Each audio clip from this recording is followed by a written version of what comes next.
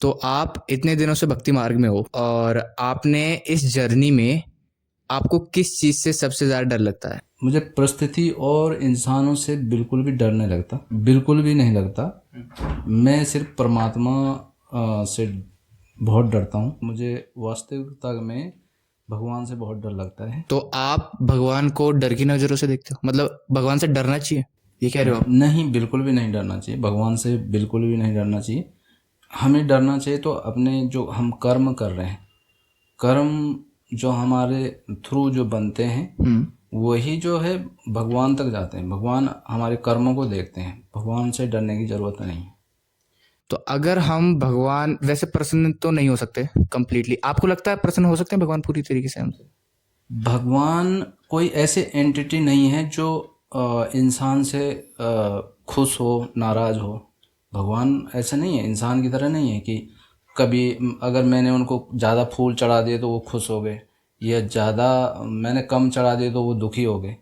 नहीं, वो जो है हमारे भाव और हम क्या कर्म कर रहे हैं वो उसके थ्रू हम भगवान तक वो कर सकते हैं। उनको खुश करने का एक माध्यम है कि हम सिर्फ अपने कर्म अच्छे करें, जिससे कि भगवान अ, हम उससे मतलब खुश हो सकते हैं।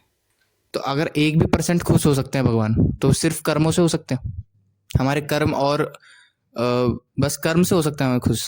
हाँ, हम अगर अपने अच्छे कर्म कर रहे हैं जिससे कि भगवान खुश हो, मतलब जो है हम उसमें खुशी हम अपने कर्मों के थ्रू भगवान को खुश कर सकते हैं। जो हम अच्छे सत्कर्म करें, सतमार्ग पे चलें, किसी को दुख ना पहुंचाएं, वो चाहे इंसान हो चाहे कोई भी जीव हो, जंतु हो, मगर ब्रह्मांड में कोई भी चीज़ जो भी बनी हुई है उसको हम कोई दुख ना पहुंचाए तो भगवान उसी से खुश हो जाते हैं। तो अगर तो भगवान आप कह रहे हो कि मटेरियलिस्टिक चीज़ों से खुश नहीं हो सकते, तो हम इतना सब क्यों एफर्ट करते हैं अपनी तरफ से?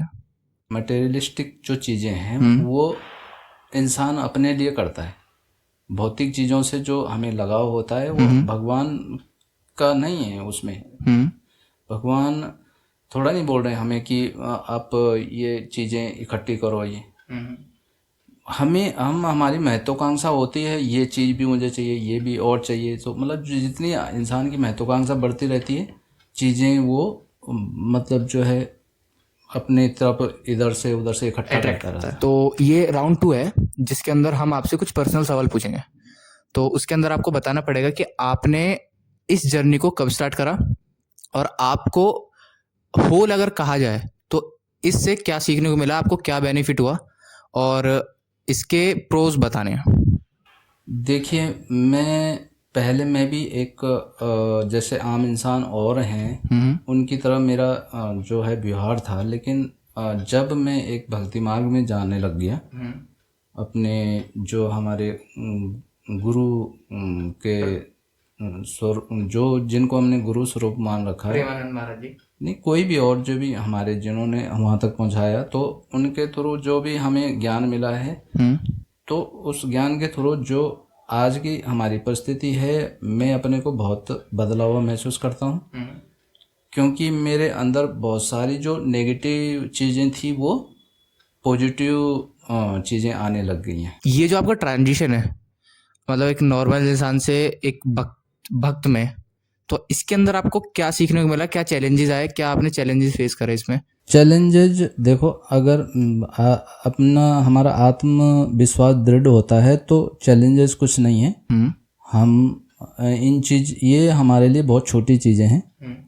बस ये है कि हमारा आत्मविश्वास होना चाहिए कि भाई हम अब जो चीज़ें हम अच्छी चीज़ों के लिए अग्रसर हो सकते हैं तो हमें करना चाहिए। मैं जब से मैं भक्ति मार्ग में हूँ और तब से मुझे मतलब अपने अंदर बहुत ज़्यादा मतलब जो है पॉजिटिव एनर्जी है, आत्मविश्वास है, और अपने को बहुत मतलब हैप्पी फील करता हूँ अंदर से, जो पहले कभी नहीं था।